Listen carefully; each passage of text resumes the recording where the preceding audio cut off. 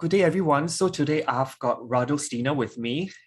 Today we are actually talking about vocational indicators. And this chat came about from one of our discussions that recently there's a lot of readings, at least for me, from people who are looking for their purpose in terms of where they should be going in their career direction, because it's almost like this current Saturn-Uranus closing square has brought about this, what I call clash of the times.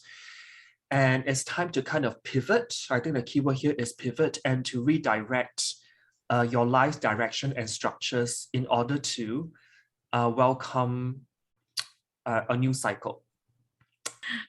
First of all, I'm really happy that we are back together discussing astrology. It's been a while. It's been a while, yes. It's been a hectic summer, to be honest. Right. I was planning on having more relaxed time, and it turned out that it was quite a busy one.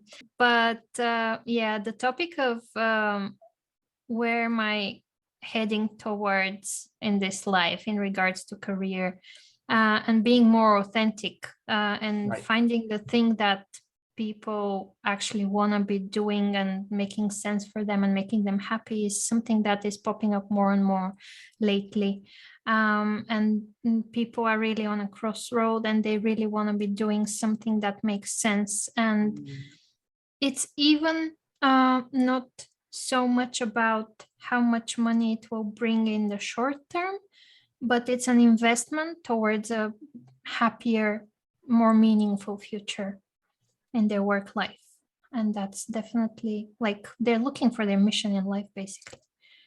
Do you find that after we've like officially switched over from the Earth era to the Air era, like post 2020, after that Saturn-Jupiter conjunction in December 2020, that it's almost like we are still trying to grapple with making sense of 2020. And 2021 is really like that decision-making year. And then 2022 will be when we really need to execute whatever plans we formulated in 2021.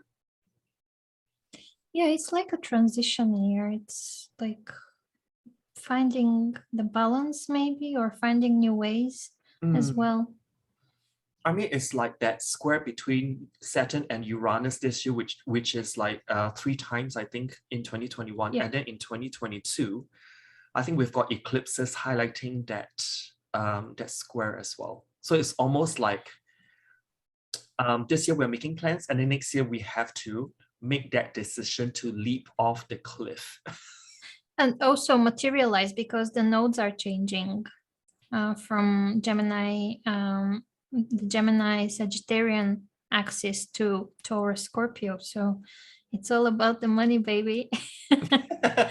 And then the nodes will somehow either conjunct or square that Saturn-Uranus aspect, which will still be active in 2022, by the way.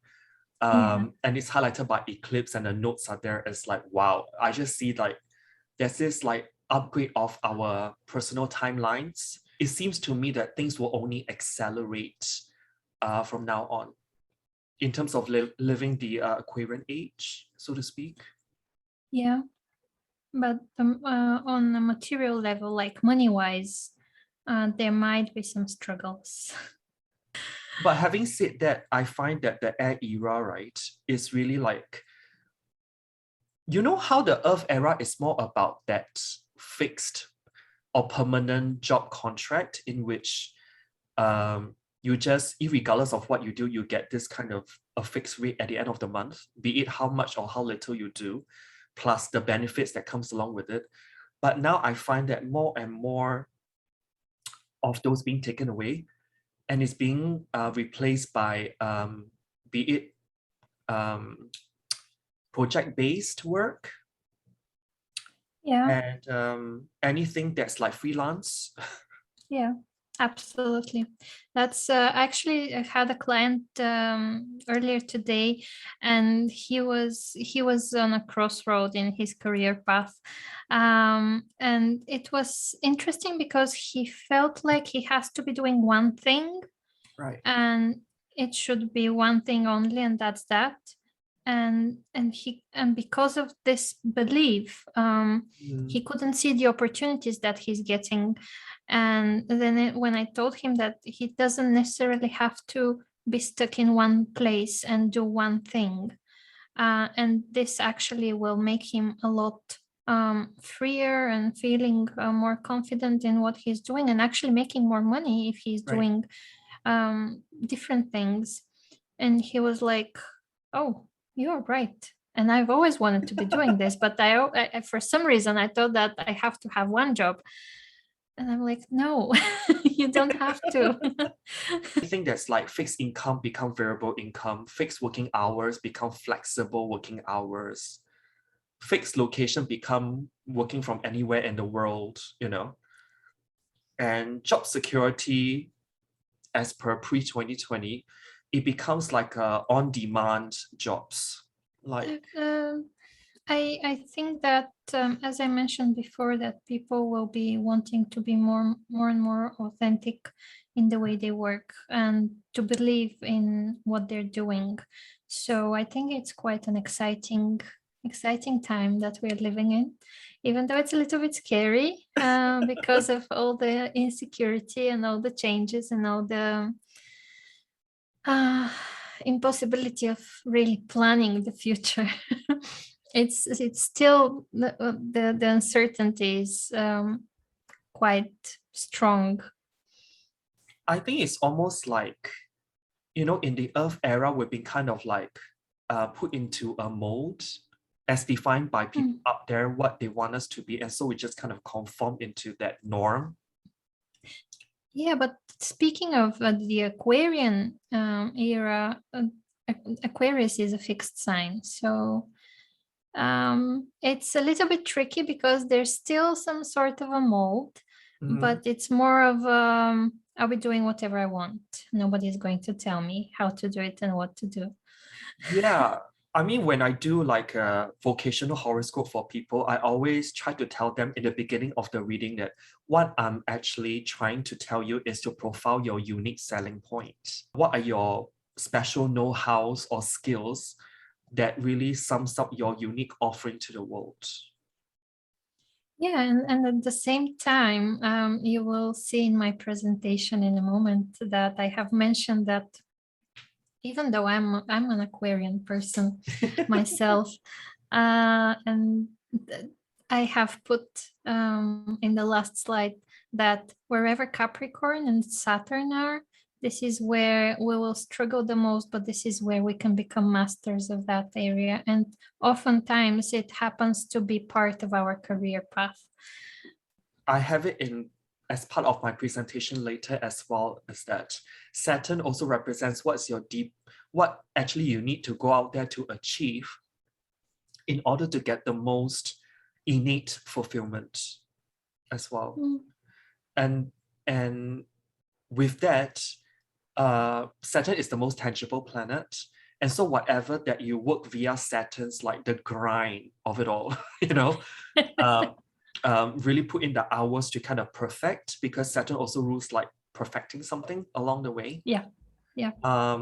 You will somehow, as you said, master the skills over it, but also you'll become like a teacher, because Saturn is also a teacher planet as well. Yeah. And then you can kind of, spread your knowledge wide and far. In this Aquarian age, I mean, we can just record a video, blast it out there, and people will be like, oh, okay, I didn't know all this are possible.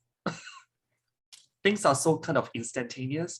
I mentioned to my friend today that Aquarius is the sign of instant karma. That's interesting. Because of the co-rulers, because Saturn is the karma bit, but Uranus is like things that are instant, really fast. Yeah. So whatever that kind of you decide to really put your heart and soul into, you can reap the benefits via this kind of Aquarian instant karma kind of energy. And this actually enables you to scale up whatever you want to do by multitudes that you never have imagined. Yeah. So very interesting times, people. But then it's navigating. That's a Chinese curse, isn't it? To live in interesting times. Well,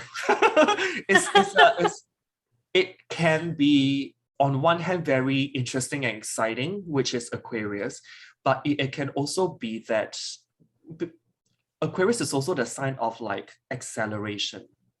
And this brings along issues with like, as people are trying to adjust from one era to another, there's a lot of grief involved, because it's almost like one identity within you has to somewhat be released permanently from yourself, and there's like an acknowledging and conscious letting go, because times from now onwards is only going to go faster and faster. It's exciting, especially when Uranus enters Gemini, then things will be getting even more interesting.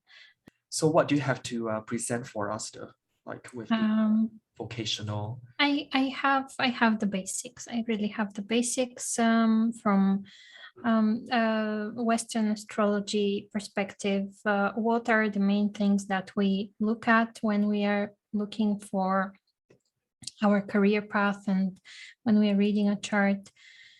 Shall I share my screen with you?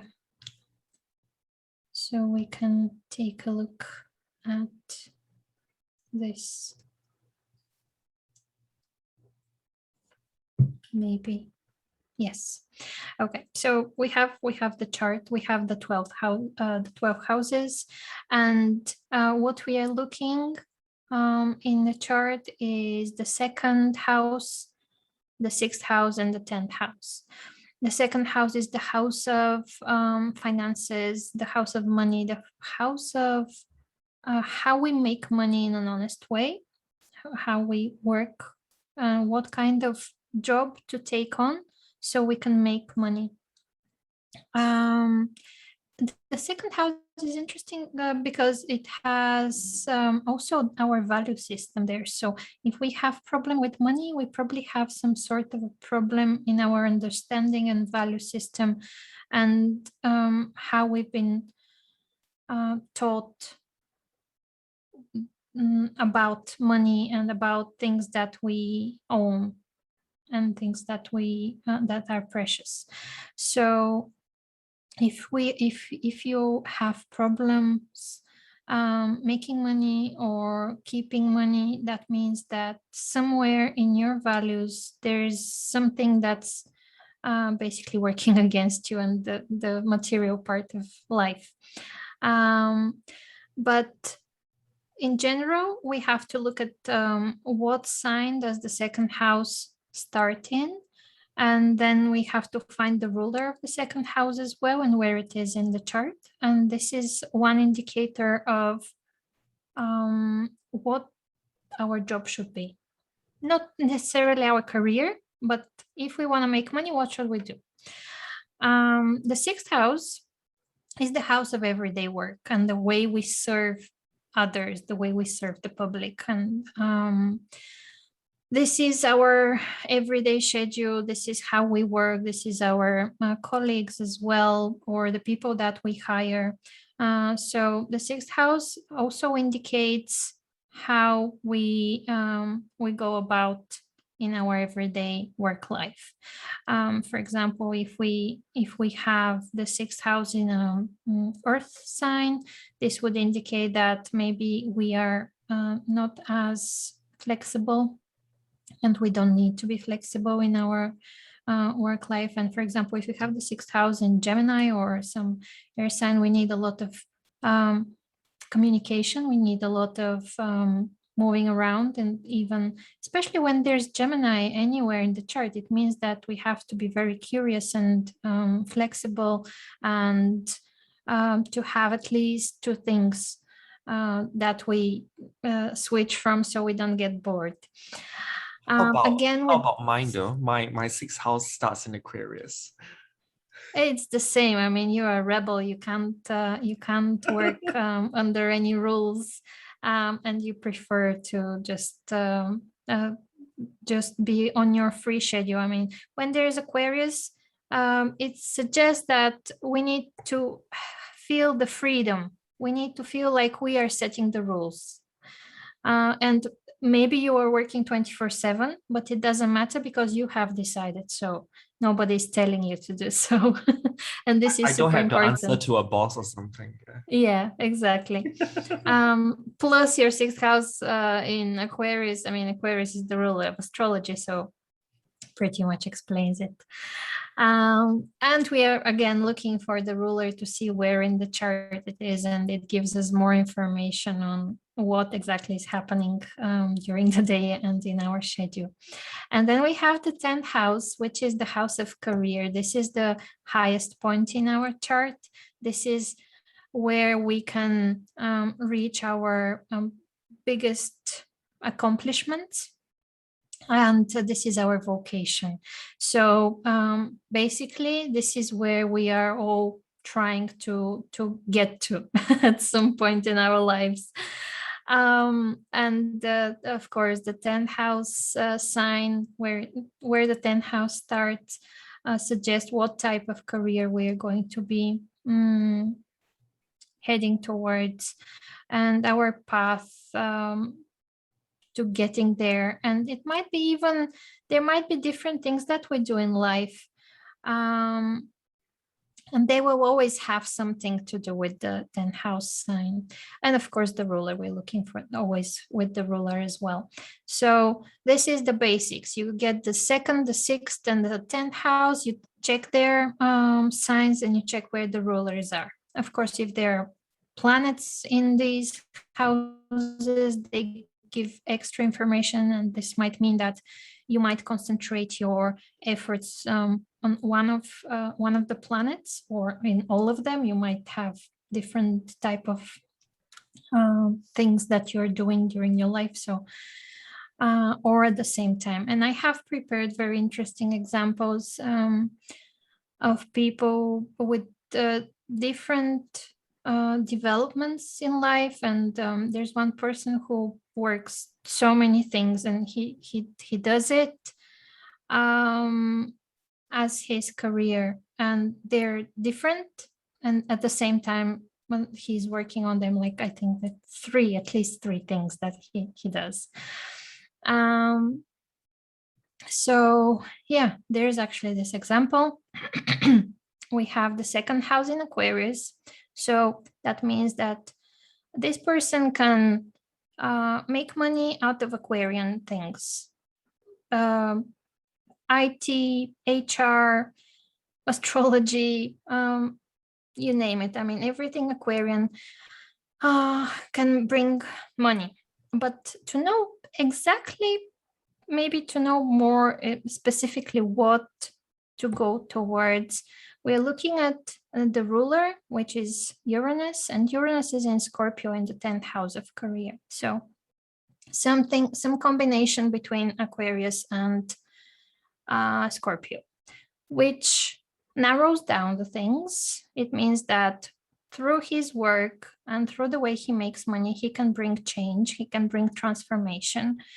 And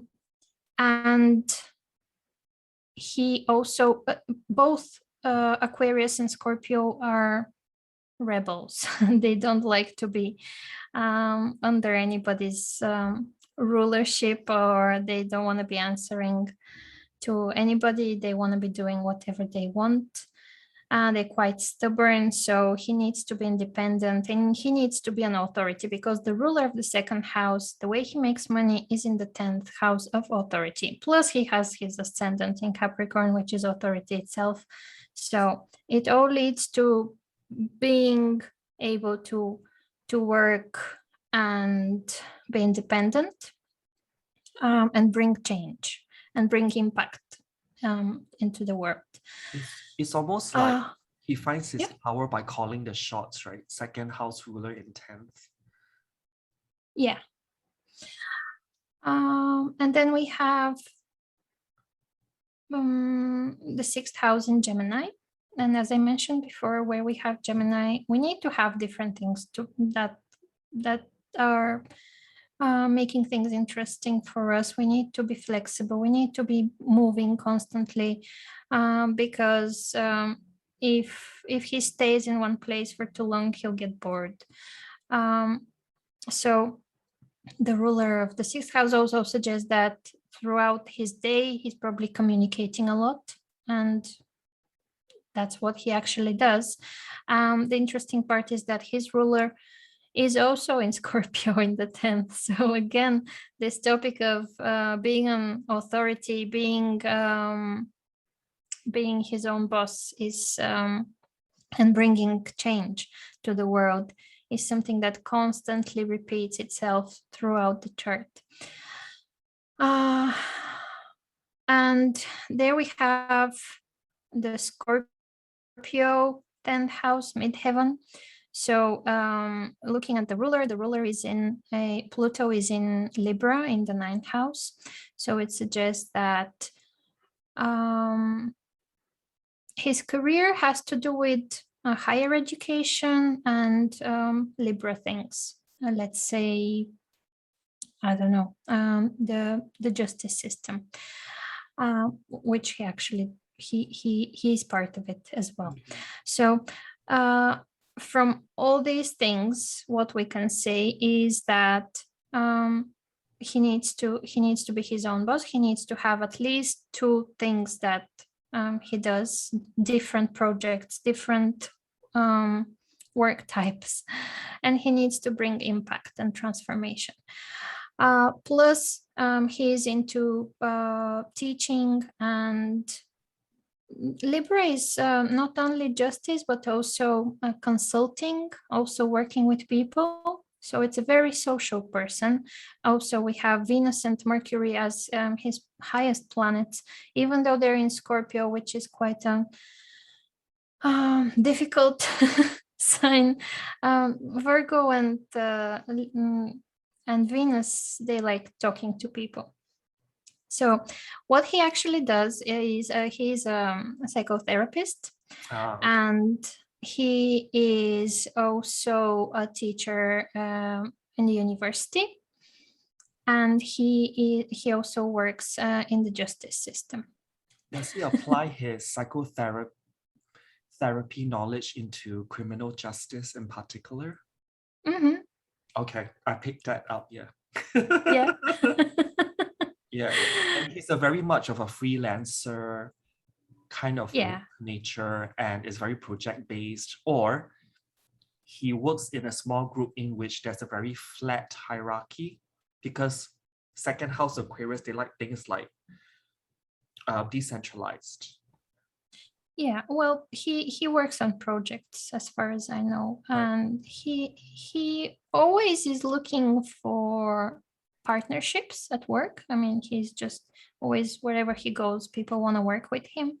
So he tends to be doing business with people, and this comes up if we're looking at it from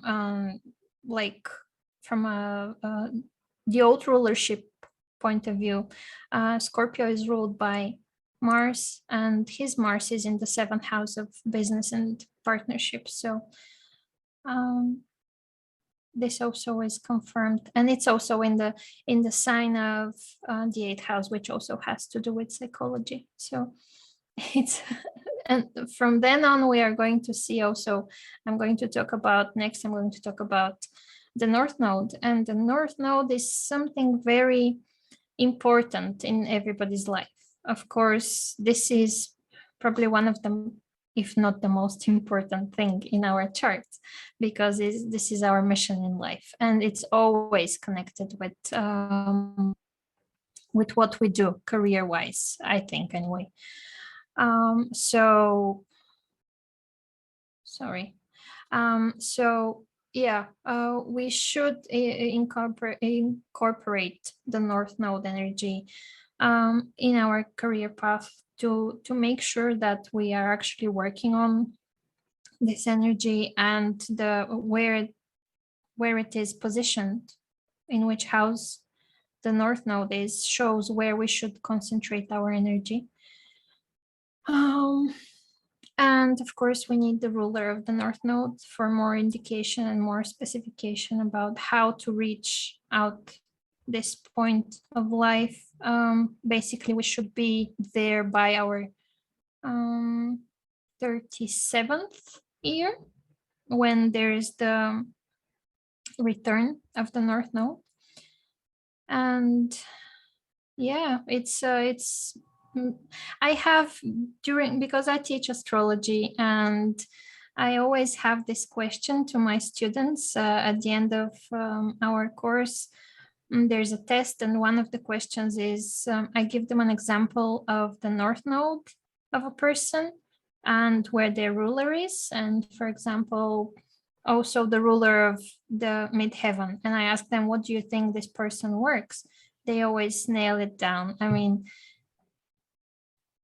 it's just so important and so obvious when you look at charts and when you look at the North Node and the ruler, and you basically know what the person is doing or what they are supposed to be doing anyway. Where the soul destiny lies, right? Yeah. Right. And oops. And there are the North Node examples. And as I said, we can guess. I don't like this word. That's why I put it in. What's the word? I forgot. But anyway, I don't like this word because we're not guessing things here. And conclude, there we was it? Sorry? Not guessing, conclude. We are concluding. We are reading the chart, as well. So there's the North Node in the 3rd house, and this on its own suggests that we should concentrate on communicating, on our courses or information of some sort. And the ruler, because the North Node is in Taurus, the ruler is Venus in the 10th house, conjunct Uranus in Sagittarius. So some higher knowledge, maybe teaching some higher knowledge. And I say teaching because the ruler of the midheaven is in Capricorn, and it's Jupiter. Jupiter has to do with education, with higher education as well, foreign languages as well. So this chart is actually my chart. And I have been an English teacher, and I am now an astrologer, Venus conjunct Uranus, and I am also teaching astrology. So it's Uranus is a planet also. This is one thing that I want to mention. Uranus is a planet that suggests if it has to do with our career path, it suggests that we are good at a lot of things and we are ready to experiment with a lot of things, and we are very curious, and we can do more than one or two different jobs, and they can both be quite important in our life. So just remember that whenever there is Aquarius and Uranus, there is this diversity and there are these options, and people are usually very good at many things, not just one thing, and they should definitely work different things so that they don't get bored.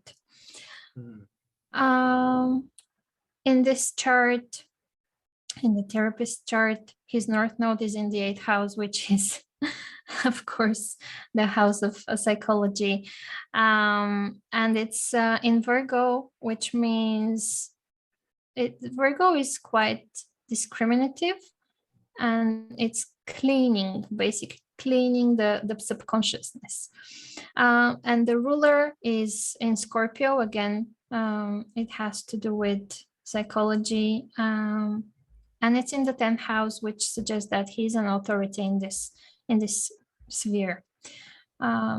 So he's pretty good at what he's doing. In this chart, we have the North Node in the 5th house in Pisces, and the ruler is in Sagittarius. Neptune is in Sagittarius.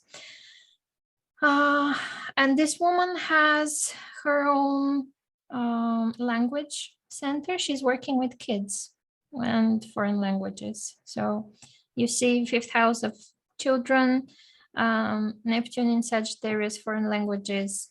And if we're looking for the old ruler or the co-ruler, Jupiter is in Scorpio.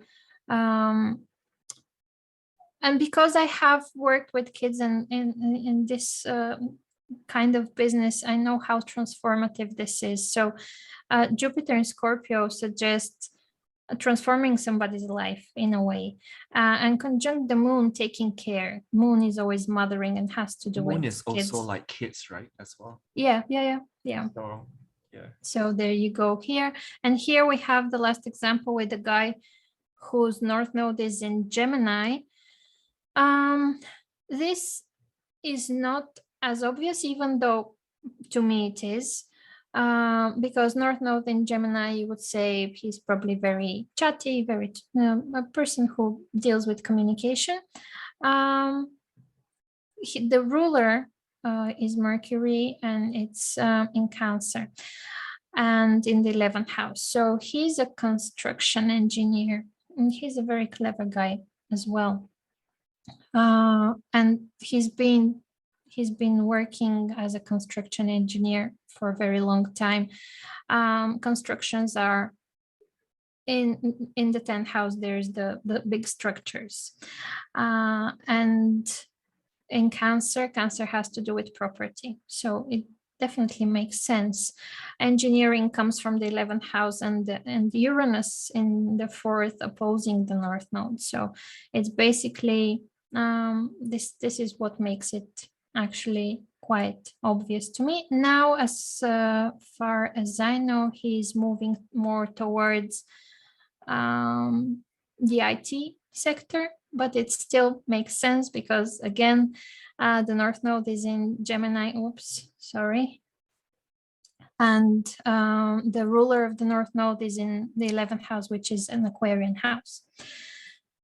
Oh. And the last thing I want to mention is that there are other things that we should be looking at. These were just basics, and if we want to have an in-depth and more detailed understanding, as we are in the Virgo season, we should also, of course, take a look at the sun. The sun is it's what we came to be, but it doesn't mean that when we are born with the sun in a certain sign, it doesn't mean that we have mastered the sign. So we need to grow into the higher vibration of this particular sun path. And then we look at the ascendant as well, and the ruler of the ascendant, to see how we are going to achieve our sun's potential. And it always has to do with our career path. This is who we are, basically. And as we mentioned before, Saturn and Capricorn, where Saturn and Capricorn are, this is where we are going to be struggling. But also this is where we can become masters of that topic, and this is how we can reach our greatest potential and be feeling materially comfortable, because Saturn is a very material planet, and Capricorn as well has the need of being financially stable. And we can also look at the previous examples and see that, for example, in my chart, Saturn is in the 9th house. So higher education, teaching, philosophy, and because it's in Scorpio, psychology, and I'm more interested in the psychological esoteric stuff as well. Yeah, and esoteric stuff and occultism, but I'm very interested in the astrological psychology, psychological astrology. I'm getting mixed up. And it was also very difficult for me to see myself as a teacher. And I always said that I will never be a teacher and I don't want to be a teacher. And then it turns out that I definitely feel it as if that's what I've been born to do. I really enjoy it and it really makes sense to me and makes me happy and fulfilled. So in this chart, we have Saturn in the 8th house. Again, his chart is so psychological. Yes. And I don't know too many details about his life, so I'm not quite confident to talk about where exactly are the hardships in such position with Saturn in Virgo in the 8th house. It's definitely not an easy one. But I would Well, it's just hard say to get to know him intimately, I think. Yeah. it is, Yeah. and he's also very like he's like a poker face. I mean, it's really hard to read him unless he decides that he can let you. So, but he is really good at reading other people. He's the master of other people's consciousness and subconsciousness, I think, from what I've seen. And a great teacher as well. And then here we have this lady with Saturn in the 7th house, and I know how much she has been struggling with her business and partnerships. But she will probably, I mean, I haven't seen her for ages now, but I know her struggles, and she probably will. She has overcome a lot of things in her life in regards to her own business, but also in her personal life as well. And it suggests that she will eventually become the master of these topics. And in this chart, Saturn is in the 3rd house. 3rd house, yeah, in the 3rd house, and it's all about the way of thinking, because it can be quite, I mean, he can be quite stubborn. He is very stubborn, actually. And I think, in my opinion, even though I don't think that anything in life happens without a reason, but I think he has wasted a lot of time in not changing the way he thinks and not changing the way he works. But then when he did the change and when he started thinking, started being more flexible and understanding that things can be different, I think he started making more money as well. He has Uranus. Saturn is like the builder, archetype. Yeah. Yeah.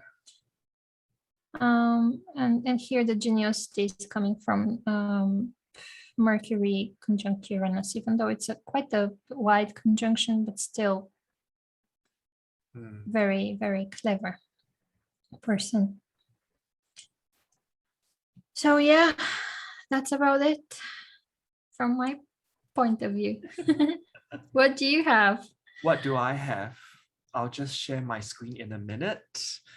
And what I want to bring in terms of vocational indicators are Oriental planet and the concept of an Arabic part called the part of profession. And the third one would be the Jupiter-Pluto midpoint. Let's start off with Oriental planet, and it's actually defined as the planet that rises just before the sun. And for this criteria, I actually narrow it down to Sun to Pluto plus Chiron. I was about to ask, do you work with the 10 minus the Sun. Oh. Okay. So because I find that the Oriental planet actually flavors, or as I put down here, serves as the brushstroke. into the astro portrait when I look into someone's like vocational profiling. And the Oriental planet actually is about, or it actually tells me what does the personality need to illuminate to satisfy the soul's expression on the job. And I don't usually, in my case at least, take into account Mercury and Venus when I talk about the Oriental planet. So out of the 10 I mentioned just now, I take away Mercury and Venus. This is because Mercury and Venus are actually tied to the movement of the sun. So there's a good chance that out of 10, quite a number will have either Mercury or Venus or both rising before the sun, serving as the chart's Oriental planet. But I must mention here that a lot of Hollywood actors and actresses and artists usually have Venus Oriental. That means Venus is a morning star. So it rises before the sun to the ascendant of the chart. And when we talk about Mercury Oriental, actually a lot of merchants, traders, and even teachers and writers have their planet rising just before the sun. That I want to talk about is this Arabic part that's called part of profession. Now, I do look at the more obvious Arabic part, which is the part of fortune, like most astrologers do. Part of fortune is actually about the combination of sun, moon, and ascendant. And hence, it's a very important part of the chart that we need to look at of what makes the person truly happy in terms of mind and spirit in order to be fulfilled. But for this part of profession, I shorten it to the term POP, so it's easy to remember, POP. And this particular Arabic part actually combines the ascendant, the moon, and Saturn placements. And this will kind of give like an additional flavoring or coloring about career interests and activities. And I've actually put the formula right here. It is ascendant plus moon minus Saturn. And the sources that this formula come from is from these two astrologers. And when I think about it, the moon is really about the mind and emotional gratifications, what we are inclined to do. And Saturn actually brings about the determination and organization and the integrity, the hard work that's involved, the grind of things.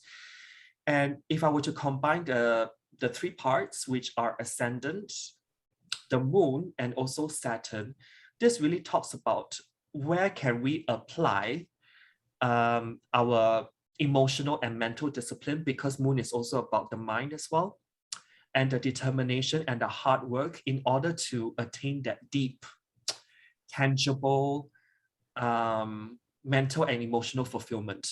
And as with any Arabic part, I look at the sign and house that it actually sits in, and then the ruler of that part of profession and the aspects to the planet to kind of paint or build that picture around it of what needs to happen, or I should say what conditions and energies need to be infused into work and career in order for that person to feel alive.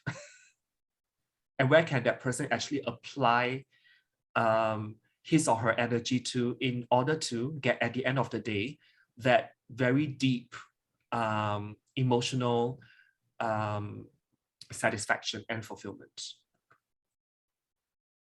So the very last point that I want to touch on is I use the concept of midpoints, and the midpoint is defined as the middle distance between two bodies in the chart. So in this case, the Jupiter-Pluto midpoint will be the center point of the shorter distance between these two planets. And when we talk about a Jupiter-Pluto midpoint, this really is about, especially when an angle of a chart or another planet actually occupies this particular specific point, it tells me that what can actually be brought into the work or profession with a promise of success and influence. And Jupiter-Pluto, when I think about these two planets mixed together energetically, it also brings wealth, a lot of wealth. And it's also a part of the chart that refers to where you need to strategically maneuver and position yourself in order to be successful in what you do. So I've put some examples here. It probably doesn't promise us to become millionaires, does it? But when you actually apply the principles of like this midpoint, for example, if you are Elton John or Harrison Ford, they both have their natal sun occupying this Jupiter-Pluto midpoint. And this actually is one of several things.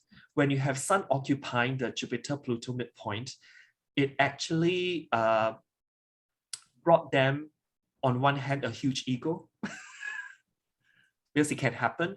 But with their ego is also the desire to become a self-made person or individual. It actually is a very hugely motivating factor. And you can also be like a master of great powers as well. There's like this huge manifestation energy that's behind you when you have sun and moon in particular occupying this midpoint.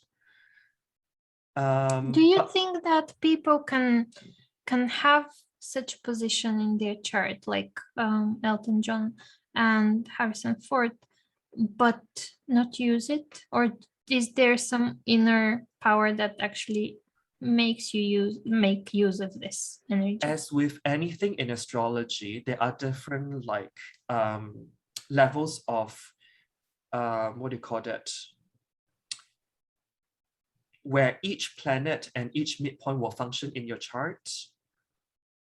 And if you use it for destructive purposes, yeah, I mean, when we talk about Jupiter-Pluto, it can also mean someone who's doing something criminal as well, potentially. So they can be very good at what they do, but just doing what, you know what I mean? Like, yeah. But then energetically, when the sun occupies the Jupiter-Pluto midpoint, as per Elton John and Harrison Ford, they have extremely big goals, which leads to eventual success. So it's that sun illuminating this midpoint that they will kind of manifest that, on one hand, huge ego, but on one hand, they always want to aim high in life, bigger, better, wealthier. You know, is tapping into that manifestation energy of this particular midpoint that that led them or helped them to set them off on a life path of success. And I've put down here also for Michael Jordan, he's got his natal midheaven activating this Jupiter-Pluto midpoint. And I've mentioned earlier about this midpoint having the energy of strategic maneuvering and positioning strategies. So isn't it kind of, he's being known for being very nimble on the basketball court, and he maneuvers his way into success. And of course, it earned him a lot of money. Yeah. Yeah, in the process. So for the example, I've actually pulled up Aleister Crowley's chart to kind of look at how the Oriental planet, his part of profession, and also his how his Jupiter-Pluto midpoint has played into his life's work. And for those who know who he is, he's actually written a lot of books in his life, and it has to do a lot with ritualistic magic. And he's also the author of a book on esoteric astrology as well. So let's look at how and he's also known for the Thoth tarot card system. So let's look at his Oriental planet, and the sun is located at 19 degrees of Libra. But then there's actually no planets in Virgo, but then there's Uranus in Leo sitting in his first house, which I identify as his rising or Oriental planet. And when I think about Uranus as someone's Oriental planet, it's basically the planet of the freelancer. It's basically the planet of being an independent business owner, first and foremost. Uranus is also the planet of a helping and healing and humanitarian archetype as well. Because Uranus actually co-rule Aquarius, and Aquarius, as we know, is all about the progression of humanity. He or she may be ahead of his or her time, but then sooner or later his work will be appreciated by subsequent generations after. Uranus is also the planet of astrology, and hence he's written books on that. Uranus is also the planet of adventure and excitement, and also diversification as well. So besides writing on astrology, he's also written books on really many different topics, in which I can tell by just like putting his name into Wikipedia and look at the body of work that he has done in his lifetime. But then Uranus has this kind of very edgy, very nervous energy that's surrounding it, because Uranus is almost like a lightning bolt or thunderbolt kind of energy. And so when someone has got Uranus as the Oriental planet, work has to somehow serve as an extension of his or her nervous energy. It's like an output, or the work needs to somehow be helping him or her to get rid of the excess mental energy in the head. So this kind of sums up that he is someone who is potentially an astrologer. So that kind of covers it. So now let's move on to the part of profession, which is this POP right here. And for him, he actually falls into his second Placidus house, and also whole sign house in the sign of Virgo. And the sign of Virgo is really about something that's ritualistic. That's why Virgo actually rules our daily routines. And the ruler of that part of profession, which is Mercury, is actually sitting in a sign of Scorpio, conjunct Jupiter. And so he's writing something potentially, or he's able to distill ideas surrounding rituals. And the ruler of Virgo, which is Mercury, is sitting in a sign of Scorpio, so something that's a occult ritual. So he's written books surrounding that as well, and also written something that's very psychological as well.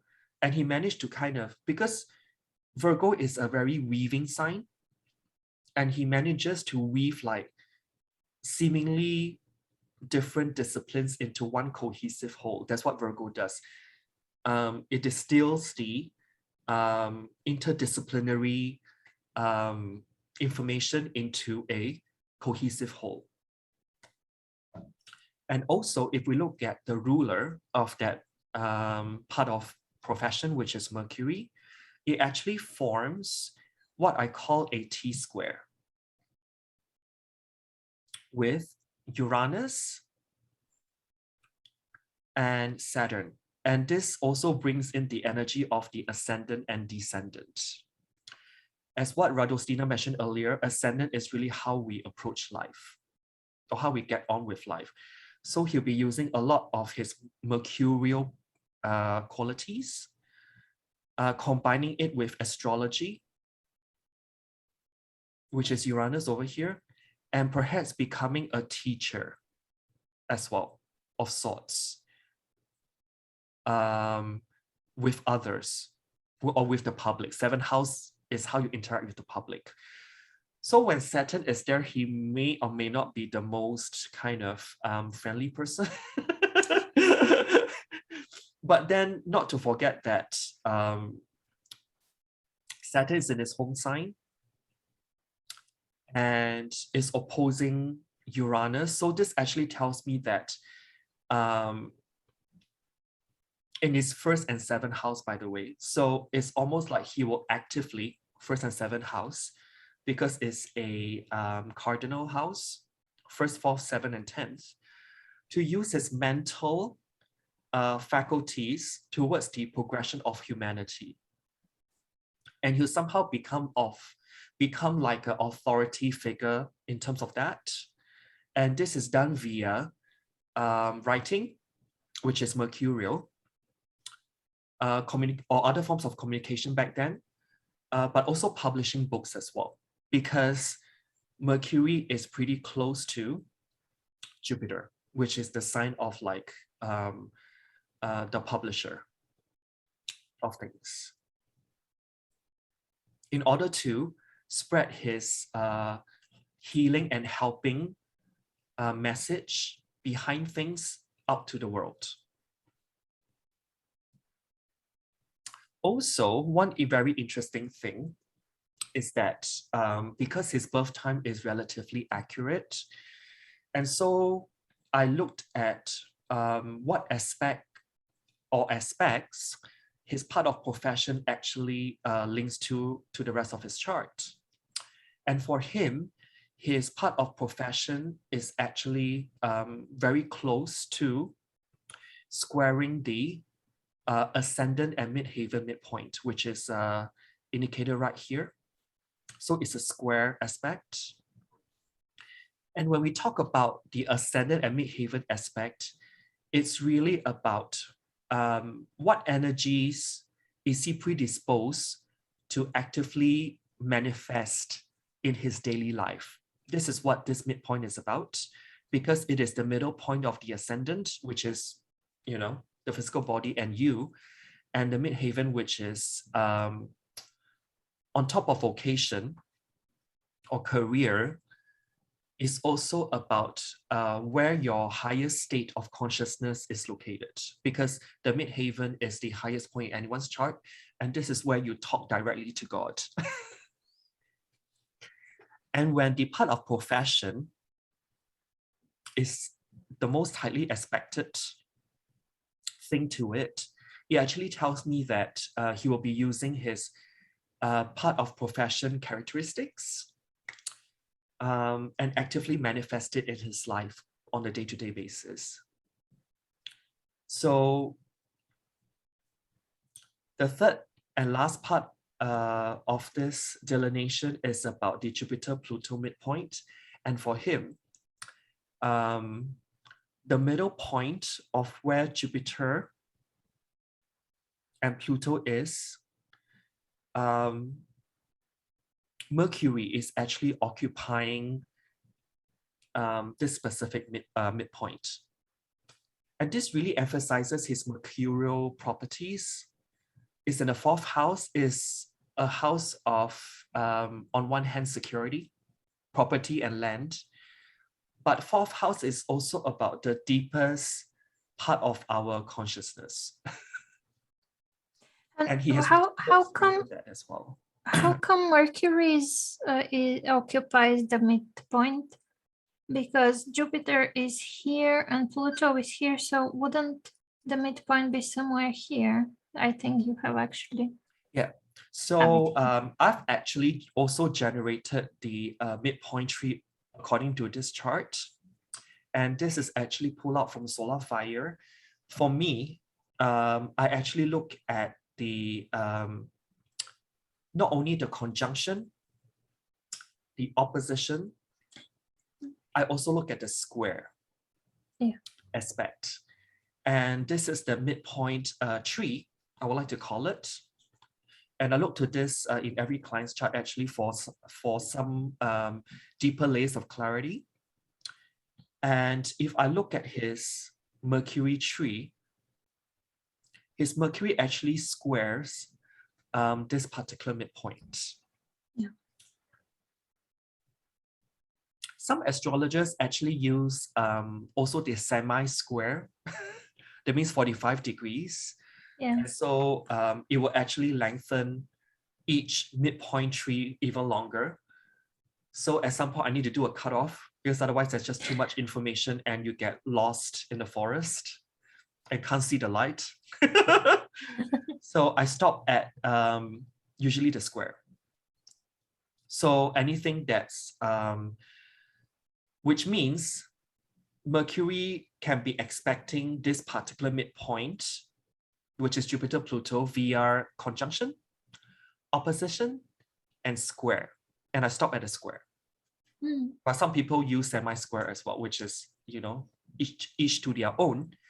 And this actually emphasizes a lot on the mercurial properties of writing, of disseminating information. And then that Mercury rules back everything in his chart that's Virgo.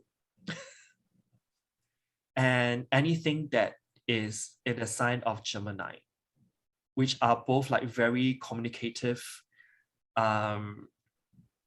signs. But then Virgo is really about distilling the information into and weaving those information into a cohesive whole. Very interesting. And he's got his Mercury conjunct Jupiter, so he's a teacher or the guru. Jupiter is also the advisor, the counselor as well, archetype, very much of the 9th house-ish energies that comes along with it. And 9th house, as we mentioned earlier, is also the part of the chart that deals with publishing. And so he's got his whole body of work published into books. And these are probably stemming from his intuitive knowings, which is like Scorpio 4th house energy. This also can be something psychological as well. Some information can even be channeled. Yeah. When we talk about the 4th house Scorpionic energy. And on top of that, of course, the occult, metaphysical, esoteric, wisdom. Because of the conjunction to Jupiter, that wisdom comes along. And knowledge as well. And he somehow just managed to weave whatever that he's got knowledge-wise into like volumes of books. And not to mention that Scorpio is also one's legacy as well. And so that is his legacy. His legacy lives through his books. Yeah. What he's written so far. And his Jupiter-Pluto midpoint is also about where you can gain infamy or legacy. So it ties in nicely with this representation. So his writing, Mercury, communications, and books become his ultimate long-living legacy. We're very, very thorough. Especially there's a lot more things I didn't mention, but of course. We have a lot of tools up our, sleeves. Yeah, astrology is like a sea of information, and we cannot ever go into all of the details that we are using. And I think that it was pretty practical. This video was pretty practical and useful, as Virgos want it to be. Well, each time when someone books in a reading with me to read about their vocation or career direction, I actually have a nicely written out 28-step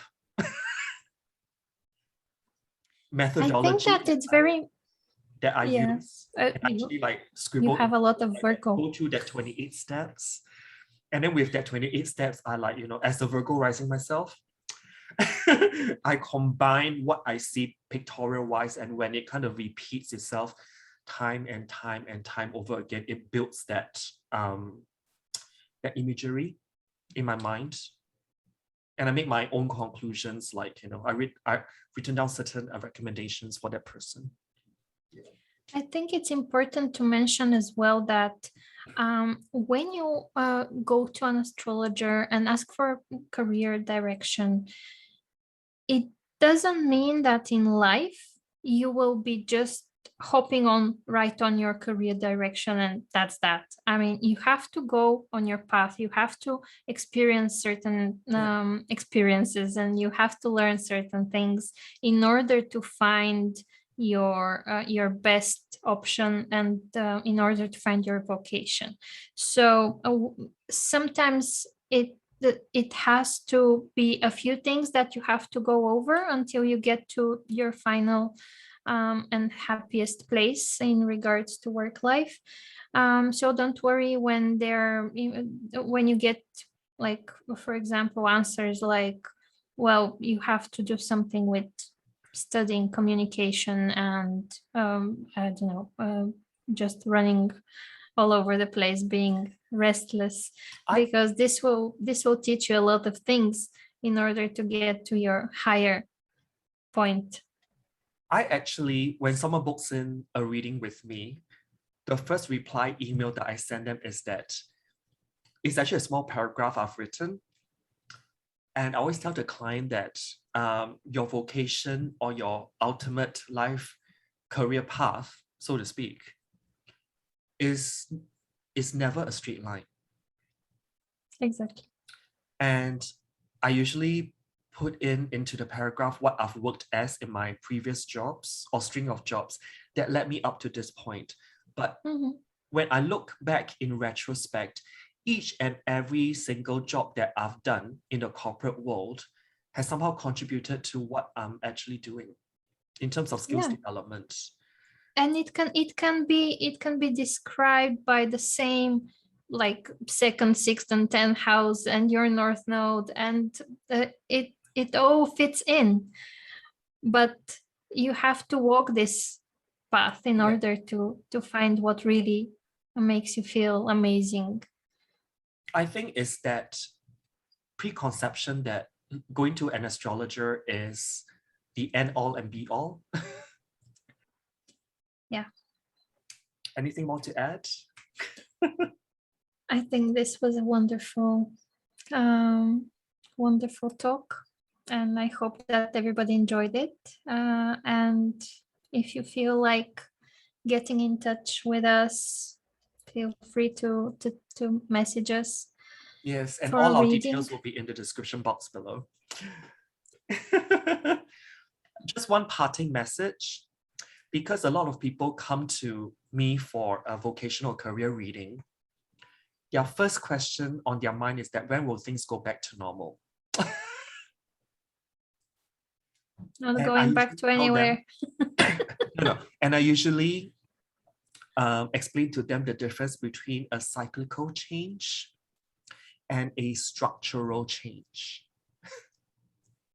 A cyclical change means that things go up and down in the market, but you're still in the same era. But right now, what we are going through is a structural change. So it's like one straight path and it's the point of no return. So I just want to put that out there so that people will be like more informed about not deluding yourself with like when will things go back to normal, because we've already shifted from the earth to air era. And we're here to help if you feel uncertain and if you need to talk to somebody for some time frame and timeline. Soon. All right, bye. Bye.